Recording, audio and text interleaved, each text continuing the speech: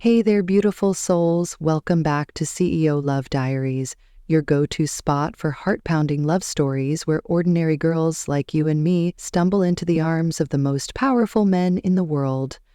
I'm so thrilled you're here today because we've got a story that's going to sweep you off your feet. Imagine this: a wild night out, a little too much to drink, and one reckless kiss that changes everything. What if that stranger you locked lips with turned out to be a billionaire CEO, and now he's obsessed with you? That's exactly what happened to our girl in today's tale, and trust me, it's a roller coaster of passion, danger, and a love so fierce it'll leave you breathless. Before we dive in, I want to give a massive shout out to all of you. Your likes, comments, and shares keep this channel alive, and I'm so grateful for every single one of you. Seriously, you're the heartbeat of CEO Love Diaries. So let's make this a little more personal. Drop a comment below and tell me where you're watching from. Are you cozied up in a coffee shop in New York? Sprawled out on your couch in LA? Or maybe you're sneaking this video during a break in Chicago where our story's set? Wherever you are, I want to know. And while you're at it, let me know what you think of this story as we go. Your thoughts make these tales even more special. Now, picture this: the Chicago skyline twinkling like a sea of stars, a fancy party buzzing with music and laughter, and one girl who's about to have her life flipped upside down by a single electric moment. It's a story of fate, of two souls crashing together when they least expect it, and a love that refuses to let go. So, grab your favorite blanket, pour yourself a glass of wine or a coffee if it's morning where you are, and let's get lost in this beautiful romance together. Ready? Here we go. Okay, picture this. It's a chilly Friday night in Chicago, and the city's alive with that electric buzz you only get when the weekend hits. The skyline's glowing, all those skyscrapers twinkling like they're in on some secret, and down below, the streets are packed with people ready to let loose. We're zooming in on this swanky rooftop party. Think velvet ropes, clinking glasses, and the kind of crowd that smells like money and expensive cologne. The music's thumping, the cocktails are flowing, and in the middle of it all is Emma Carter. She's 23, with these gorgeous brown curls that tumble over her shoulders and skin that catches the light just right. Emma's not your typical party girl. She's a bartender by night, a bookstore clerk by day, hustling to make ends meet in her tiny apartment out in the burbs. But tonight, her friends dragged her out, promising her a good time, and maybe a few too many drinks. So there she is, laughing with her crew, her deep brown eyes sparkling with mischief as she sips on her third cocktail. She's not a big drinker, but tonight she's letting go, swaying to the beat, feeling lighter than she has in months. The room's spinning a little, her cheeks are flushed, and then, bam! She stumbles right into someone. Strong hands catch her, steadying her, and when she looks up, she's staring into the most intense pair of blue eyes she's ever seen. This guy? He's tall, dark-haired, with a jawline that could cut glass, and a vibe that screams power. His name's James Holt, but Emma doesn't know that yet. To her, he's just some ridiculously hot stranger in a tailored suit, standing out even in this sea of beautiful people. Her heart's pounding, the alcohol's buzzing in her veins, and before she can stop herself, she does something totally out of character. She leans in, closes the gap between them, and kisses him. It's quick, impulsive, but oh my God, it's electric, like a spark igniting something neither of them saw coming. Her lips are soft and warm against his, tasting faintly of cherry lip gloss and tequila, and for a split second the whole world just stops. James freezes, his usual cool-as-ice control slipping as this random girl sets his pulse racing. He pulls her closer, deepening the kiss, his hands tightening on her waist like he's afraid she'll vanish. Emma's head spins, her fingers gripping his jacket, and for that one wild moment, it's just the two of them. No party, no crowd, nothing else. But then reality crashes back. Her friends call her name. "Emma, come on, we're heading out." And she pulls away, breathless, giggling like a schoolgirl. "Oops, sorry, stranger," she mumbles, her voice all flirty and slurred, before she stumbles off into the night with her crew. She's gone in a flash, leaving James standing there, his lips still tingling, his mind a total mess. Who was she? Why can't he shake the feel of her? For Emma, it's just a blurry, fun memory she'll laugh about tomorrow. But for James, that kiss just flipped a switch, and he's not letting her go that easy. Now, let's pull back the curtain on this stranger who's just had his world rocked by a tipsy kiss. Meet James Holt, 32 years old, CEO of Holt Tech, a billion-dollar empire that's changing the game in the tech world. This guy's the real deal. Think penthouse views of Chicago's glittering skyline, private jets on speed dial, and a name that makes boardrooms tremble. He's got dark hair that's always just a little tousled, those piercing blue eyes Emma couldn't look away from, and a presence that fills any room he walks into. James is the kind of man who's used to being in control. Every deal, every handshake, every move calculated to perfection. Women throw themselves at him all the time, but he's never cared. To him, relationships are just distractions, and he's too busy building his empire to bother. But that night at the party, something shifted. James had only stepped into that rooftop shindig to escape the pressure for a few hours. No business, no expectations, just a rare night to blend into the crowd. He wasn't looking for anything, definitely not her. Then Emma crashed into him. Literally, and that kiss hit him like a freight train. It wasn't just the softness of her lips or the way she smelled like vanilla and tequila. It was something deeper, something he couldn't name. For the first time in forever, James felt alive. Like a piece of him he didn't even know was missing just clicked into place. And when she giggled and disappeared into the night, calling him stranger like it was nothing, oh, that lit a fire in him he didn't see coming. Back in his sleek penthouse later that night, James can't sit still. He's pacing, replaying that moment over and over, the way her curls brushed his cheek, the mischief in her eyes, the way she felt pressed against him. He's a man who thrives on control, but right now, he's unraveling. Who is she? He mutters to himself, his voice low and edgy. He grabs his phone and calls Richard, his right-hand man and personal assistant, who's been with him for years. Find her, James says, his tone sharp, no room for questions. The girl from the party, brown curls, gorgeous smile, kissed me and ran. I need everything on her, now. Richard's used to James's demands, but even he pauses. Sir, you sure about this? You don't even know her name. James's jaw tightens, his blue eyes flashing. I don't care what it takes, Richard. Find her. And just like that, the hunt's on. James Holt doesn't chase anyone. Until now. Emma's got no idea, but she just woke up a sleeping giant, and he's coming for her heart. So, while James is pacing his penthouse like a man possessed, let's swing over to Emma Carter's side of Chicago. She's waking up the next morning in her tiny apartment out in the suburbs, the kind of place with creaky floors and a coffee pot that's seen better days. Sunlight sneaking through the blinds and her head's pounding from last night's cocktails. Emma groans, rolling over in her mismatched sheets, and suddenly it hits her. That kiss. She bolts upright, eyes wide, replaying the whole thing, the hot stranger, those insane blue eyes, the way her heart raced when their lips met.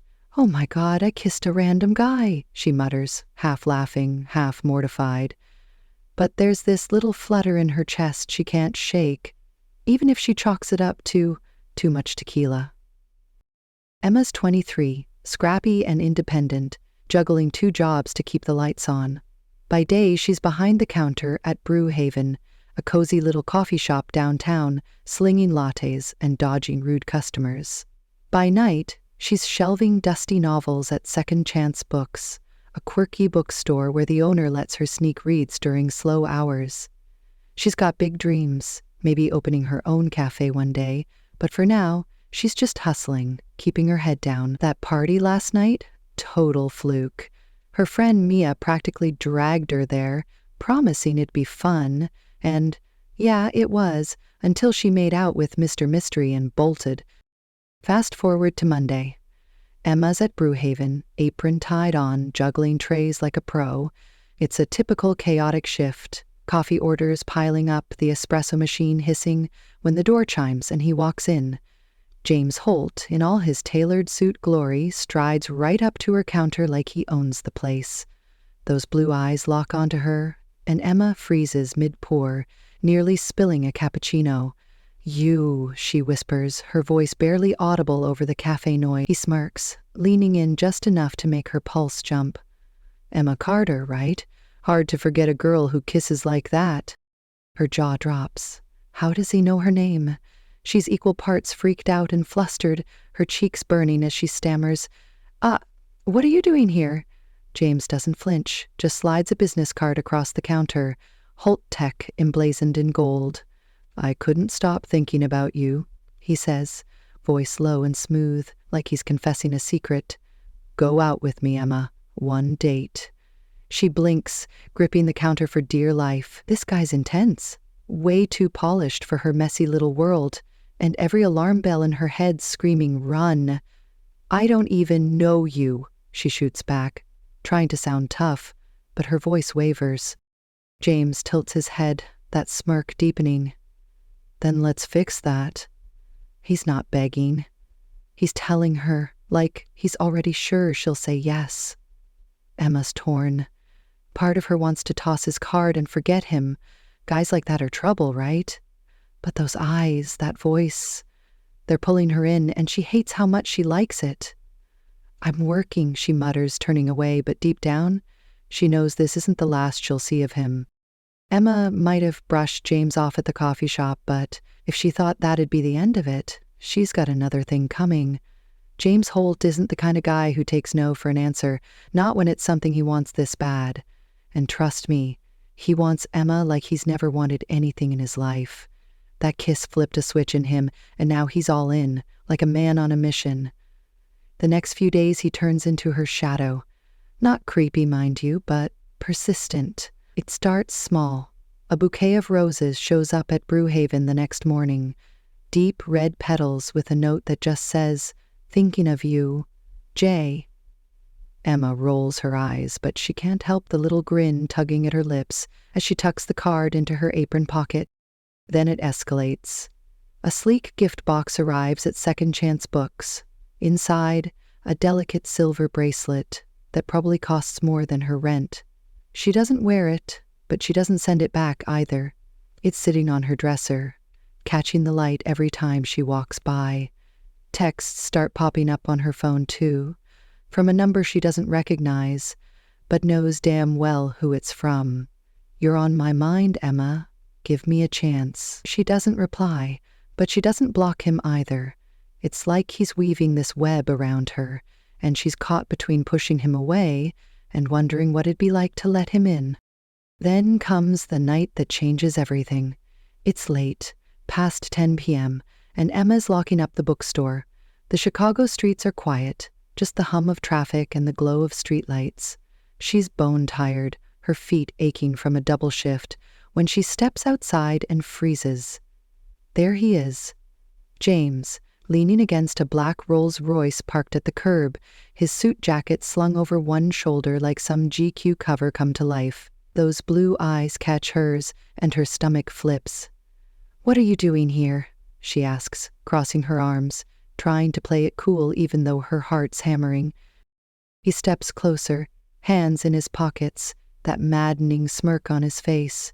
"Waiting for you," he says, simple as that. "I told you, Emma, one kiss wasn't enough. I can't stop thinking about you." His voice drops low, all velvet and heat, and it's like the air between them crackles. She should tell him to get lost. Guys like him don't fit in her world. But her mouth goes dry, and all she manages is, "You're insane, you know that?" He laughs, soft and deep, and damn if it doesn't make her weak in the knees. "Maybe. But I'm not wrong about us. You feel it too, don't you?" She wants to deny it, but he's too close now, his cologne wrapping around her, his gaze pinning her in place. "I don't even know you," she whispers, but it's weak, and he knows it. "Then get in the car," he says, nodding to the Rolls. "Let me show you who I am." It's not a question, it's a dare.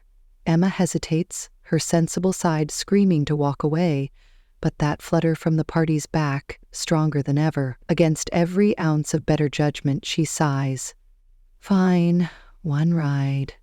His grin is pure victory as he opens the door for her, and she slides into the leather seat, the city lights streaking by as they pull away. She's got no clue where this is going, but one thing's clear. James Holt's not giving up, and she's starting to wonder if she wants him to. Things were just starting to get steamy between Emma and James, right? She's in his car, the Chicago skyline blurring past, and for a second, it feels like maybe, just maybe, she's ready to let this crazy whirlwind sweep her away. James is all charm, his hand brushing hers on the leather seat, telling her about his favorite hidden spots in the city, like he's letting her into his world. But if you think this love story's going to be all smooth sailing, buckle up because trouble's about to crash the party. And her name's Lauren Pierce. Cut to a few days later. Emma's at James's penthouse for the first time. Yeah, she caved and said yes to a real date. Picture this. Floor-to-ceiling windows with a killer view of Lake Michigan, marble floors that gleam like they're polished every hour, and furniture that screams money. She's in jeans and a sweater, feeling totally out of place, while James pours her a glass of wine, all casual and perfect in his unbuttoned shirt. They're laughing, the vibe's electric, and then the doorbell buzzes. James frowns. Nobody's supposed to be here. He opens the door, and in struts Lauren, like she owns the damn building.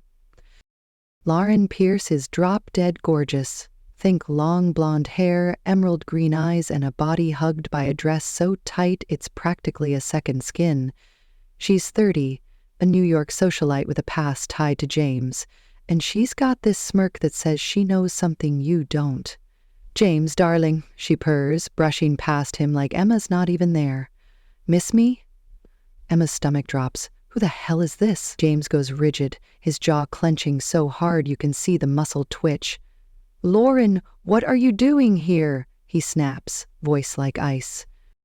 Lauren tosses her hair, eyeing Emma up and down like she's sizing up competition. "Oh, I heard you'd moved on. Had to see it for myself." She steps closer to James, her hand grazing his arm, and drops her bombshell. Does she know about Paris? Emma's head snaps up. "Paris? What's that supposed to mean?" James's eyes flash with fury. "Get out," he growls, but Lauren just laughs, low and mocking. "You can't erase me that easy, James. Tell her how we were. Or should I?" Before he can stop her, she's gone, leaving the air thick with tension. Emma's reeling. "What was that about?" she demands, setting her wine down hard enough to slosh it. James sighs, running a hand through his hair. "Lauren's my ex. Barely. It was nothing, Emma, a fling years ago that meant zero to me. She's just bitter I ended it." His voice is steady, but there's a flicker in his eyes that makes her wonder. "And Paris?" she presses. He hesitates.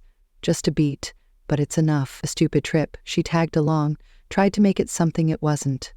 I cut her off after that. She's nobody, I swear. Emma wants to believe him, but Lauren's words are a splinter under her skin. Then it gets worse. A couple nights later, Emma's closing up Brewhaven when her phone rings. Unknown number. She answers, and a deep voice says, "Emma Carter, we need to talk about Lauren Pierce." Her heart skips. Who is this? The guy chuckles, all cryptic. Someone who knows her better than James does. "Meet me tomorrow, 8 p.m., Blackwood Hotel, Suite 1403. Come alone." Click. He's gone. Emma's hands shake as she stares at the screen. "What the hell's going on?" she tells James the next morning, showing him the call log, and his face goes dark. "You're not going," he says, flat out, grabbing her wrist like he can physically stop her. "It's a trap, Emma. Lauren's unhinged. She's done this kind of thing before." But Emma's not backing down. What if it's real? What if this guy's got something we can use against her? James's eyes blaze, torn between fury and fear. "I won't let her hurt you," he says, voice low and fierce. Emma softens, touching his cheek. "Then come with me. We'll face it together." He pulls her close, muttering, "God, you're stubborn, but there's a ghost of a storm, and it's about to break wide open." Okay, hold on to your hearts, because this is where everything explodes. Emma and James aren't messing around anymore. Lauren's pushed them too far, and it's time to end this once and for all. After that creepy phone call, James isn't taking any chances. He's got Emma by his side, but he's not about to let her walk into some shady hotel room blind. "We're doing this my way," he tells her. Voice hard as steel, and before she can argue, he's on the phone with his security team. Full lockdown. Blackwood Hotel, 8 p.m. sharp. Nobody moves without my say-so. Emma's torn. She's itching to know what this mystery guy's got on Lauren, but James's protective streak? It's doing things to her she didn't expect. Fast forward to the next night. Emma's pacing their hotel suite. James insisted on moving her somewhere safe when he gets a text that flips the script. It's from an unknown number. Midnight. Chicago Harbor Pier. Come alone if you want Emma safe. James's face goes deadly calm, but his hands clench into fists.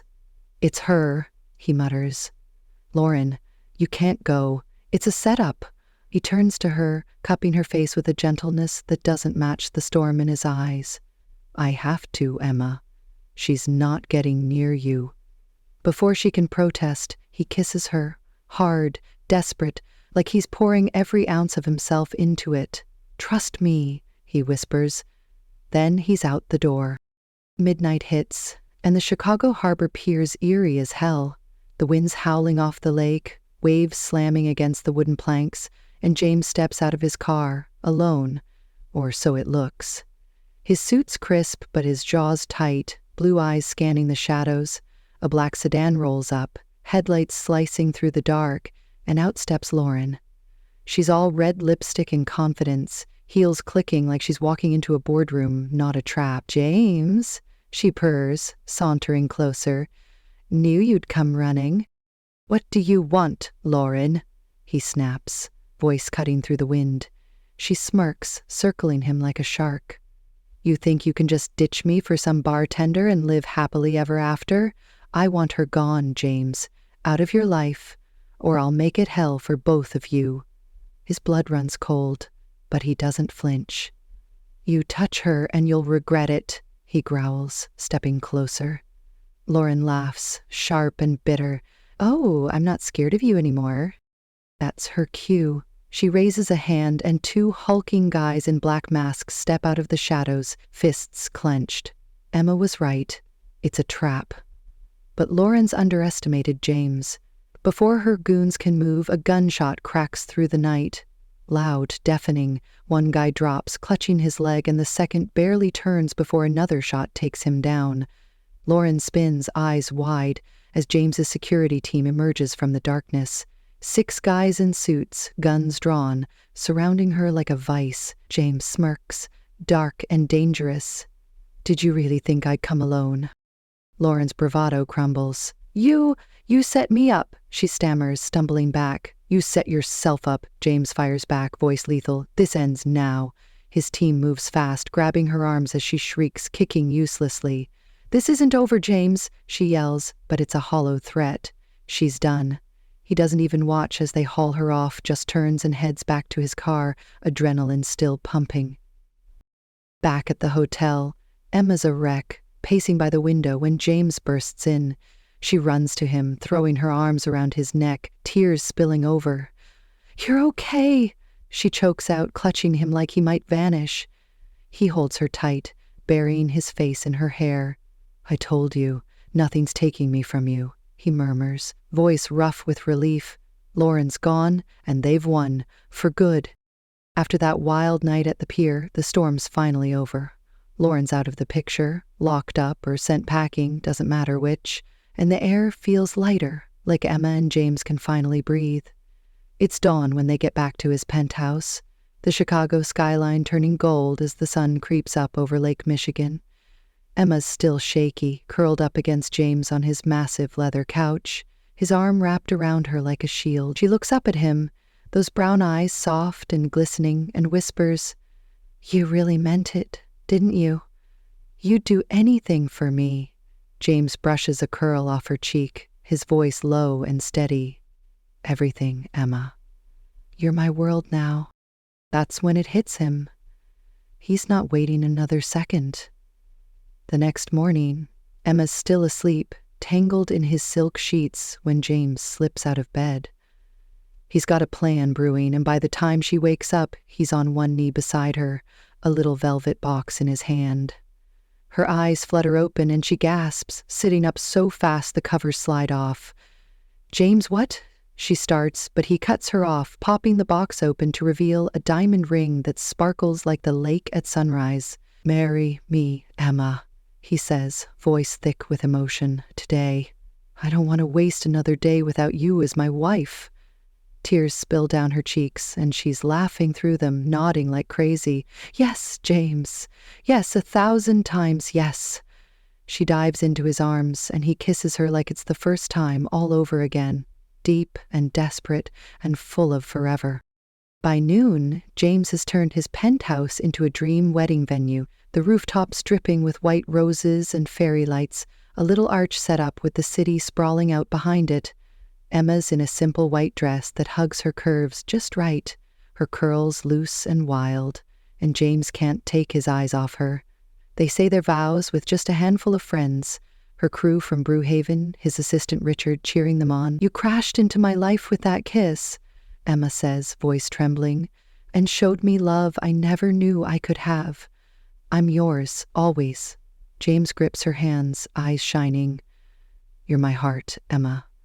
I'll love you, protect you every damn day." They seal it with a kiss that has everyone whooping, and just like that, they're Mr. and Mrs. Holt. Fast forward a few months. Life settled into this beautiful rhythm. Emma's still slinging coffee, but now she's dreaming up her own cafe with James bankrolling it. One morning she's in their bathroom, staring at a little plastic stick, her hands shaking as two pink lines stare back. She's pregnant. She bolts out, finding James in the kitchen flipping pancakes like a pro, and blurts, "We're having a baby." He drops the spatula, eyes wide, then scoops her up, spinning her around with his huge, goofy grin. "A baby?" "Emma, you've just made me the happiest guy alive," he says, kissing her senseless. 9 months later, they're cradling a tiny girl, with Emma's curls and James's blue eyes.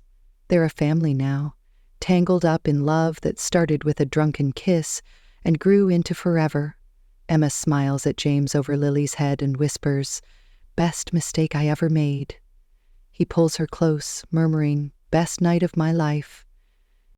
And there you have it, beautiful souls. Emma and James' wild, breathtaking ride, from a drunken kiss at a Chicago party to a lifetime of love, complete with a little girl who's got her daddy's eyes and her mama's fire.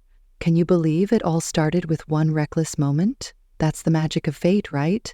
One second you're stumbling into a stranger, the next you're building a family with a billionaire CEO who'd move mountains to keep you safe. From that electric rooftop spark to facing down danger together, they proved love doesn't mess around when it's real. And that ending, Emma in James's arms, their baby girl between them, it's the kind of happily ever after that makes your heart sigh, isn't it? I don't know about you, but I'm still swooning over here. What got you the most? Was it James showing up at Emma's coffee shop like some romance novel hero? That insane showdown at the pier where he took down Lauren without breaking a sweat? Or maybe it's the way he dropped to one knee and made her his forever. Drop a comment below and tell me your favorite part. I read every single one, and your thoughts make these stories come alive. Oh, and while you're there, let me know where you're watching from. New York, Texas, Cali, or somewhere across the pond? I want to picture you all cozying up to this tale. If this one stole your heart, and I bet it did, don't forget to smash that like button and hit subscribe if you haven't already. Share it with your besties who live for a good love story, because we're all about spreading the romance here at CEO Love Diaries. And guess what? We're not done yet. Next time, I've got another steamy CEO romance lined up. Think high stakes, forbidden vibes, and a guy who'll risk it all for the girl he can't forget. You won't want to miss it, so turn on those notifications and stick with me. Until then, keep dreaming big and loving hard, because who knows, maybe your own billionaire's waiting out there somewhere. Thanks for hanging out with me today. I'll see you in the next one. Bye, beauties.